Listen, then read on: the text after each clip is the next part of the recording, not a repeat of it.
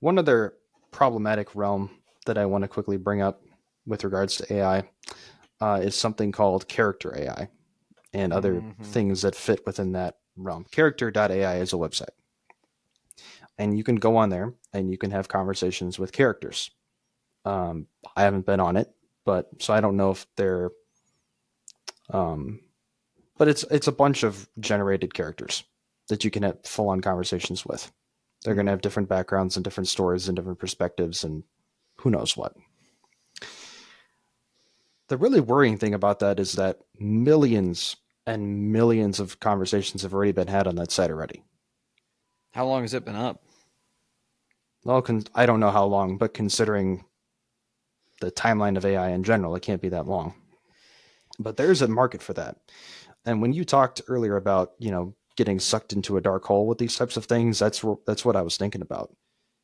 Like, think about all the kids that behind their parents' backs, and I want to bring this to how do you deal with this in a family, but behind their parents' backs are just hopping on the web like they do for umpteen other million things, so the parents don't care about it. And among the other things they're doing, they're engaging in this stuff. And it just strikes at the heart of the social interaction skills they could be developing, the community they can be developing. Like, you should not be having these conversations with fake people. If you want to do it for fun here and there, like, fine. But you I mean, can't just as get, a novelty, maybe, but yeah. But beyond I would that, say that like, this is even an aspect of AI that should not have been explored in the first place. yeah, I And would agree. I'm not going to rant and rave about because it shouldn't have been done. I'm not going to get overly invested in the fact that it has because it has and there's nothing I can do about it. All I can do is what I plan to do in general, uh, is just not let my children have computer access unsupervised under the age of 18, Mm-hmm. or at least until I think that they are mature enough to guide themselves, to know what to use it for,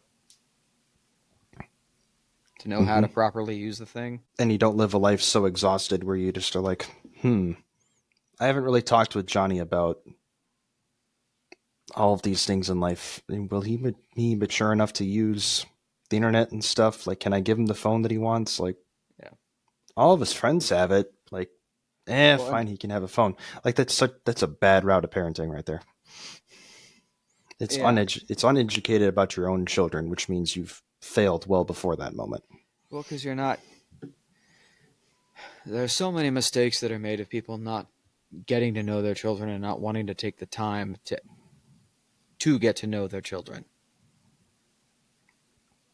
Because when a child asks a question, it should be answered. Like, you have to ask yourself, why would a kid be going to character AI to have a conversation?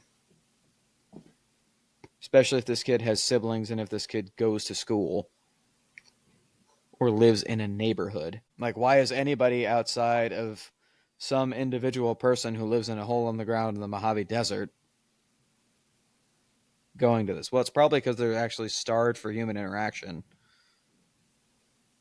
And they're so starved for the real thing that they'll take a simulation. Mm-hmm. And when that's a child, that is horrifying because that means his parents aren't talking to him. His parents are not spending time with him. Now, in what way are the parents not spending time with him?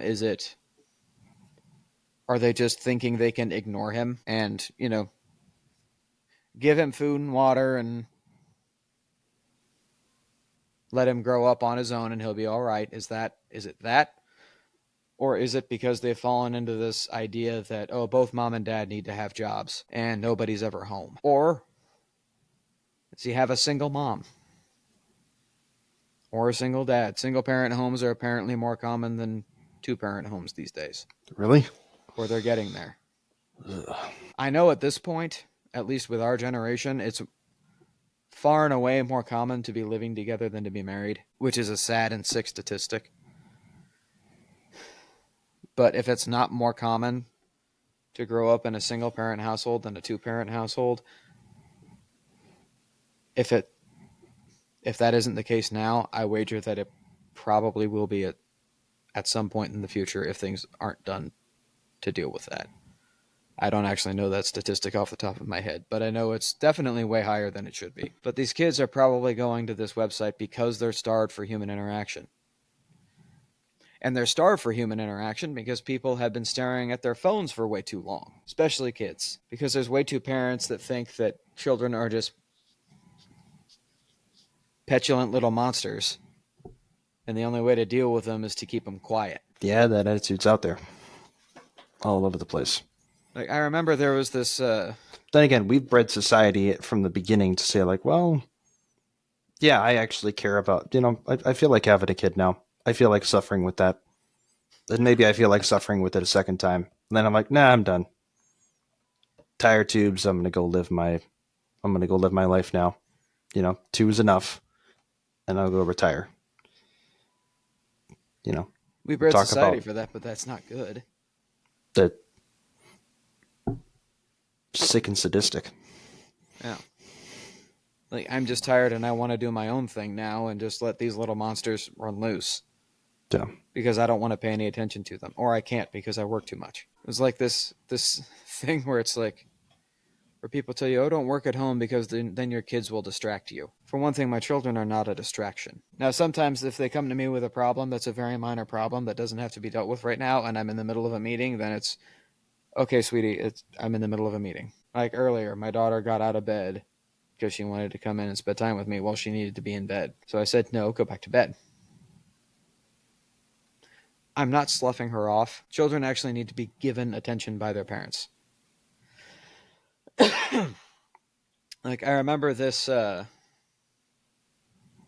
was this article that came out, an opinion piece came out around Father's Day, and it was one of these feminist things of this sad 45-year-old woman complaining about her dad for things that he had done because he wasn't the father she thought he should have been 30 years ago or something like that. That's the bare minimum of the article, but there were a couple of things that kind of did stand out to me, which was the constantly moving around, him constantly being at work, even though like she acknowledges that she grew up very comfortable and she had a lot of things, but I think she implies that she's an only child as well. But he worked so much he was hardly ever home. They moved around a lot, and when they finally settled down into a place, he worked a whole bunch, was hardly ever home, and apparently like she was a grown woman before she found out that he had season tickets to the Chargers games every year and went to them almost every time the Chargers were playing in town. And she also like specifically lists a circumstance in which she was watching a baseball game on TV with her dad and he didn't answer a question about why the umpire called strike when the ball was inside the strike zone, or why the umpire called strike when the batter didn't swing, and he just Hmm. ignored her. Now, at this point, the reaction should be, you're 45 years old, let these things go. But we can sort of look back on that as a lesson, and a lot of us kind of go, yeah, there's a lot of mistakes made there on his part. Because I don't think you have to let them go. I the think that initial the initial conservative reaction from more than one pundit that I saw was, "You ungrateful brat! Your dad worked so hard to give you nice things, and now you're complaining about him, and you're mad because he didn't answer your petulant little questions." any pundits who had that opinion, what the hell, man? Like There, it should be common sense well, and that you these are should two see the guys that I flaws of that line of thinking. these are two guys that I otherwise respect and I usually listen to, but at this point I was like, no, no, this is a genuine thing, and like if I'm ever watching a baseball game and one of my kids asks, "Hey, the umpire called strike and the batter didn't swing." Well, at that point, I'll say, "Hey, you see that little box? That's called a strike zone. If the ball is inside the strike zone, it's a strike, whether the batter swings or not." That took me about 5 seconds. Now, if I have already answered the question, especially if I've already answered the question more than once. I'm starting to have to do this with my 3-year-old because sometimes they talk just to hear the sound of their own voice. And they ask questions because they think it's fun. And 3-year-olds don't have any impulse control, so they don't have the, maybe I shouldn't ask that question now.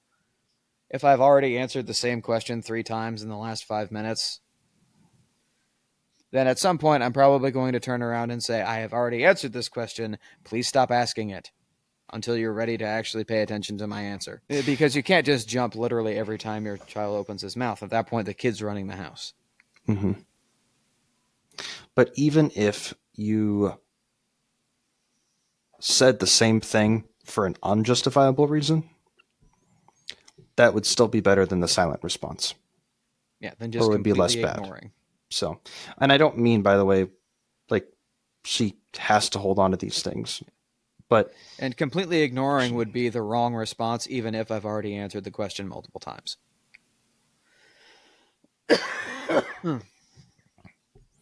um, yeah, this woman has a lot of grieving to do.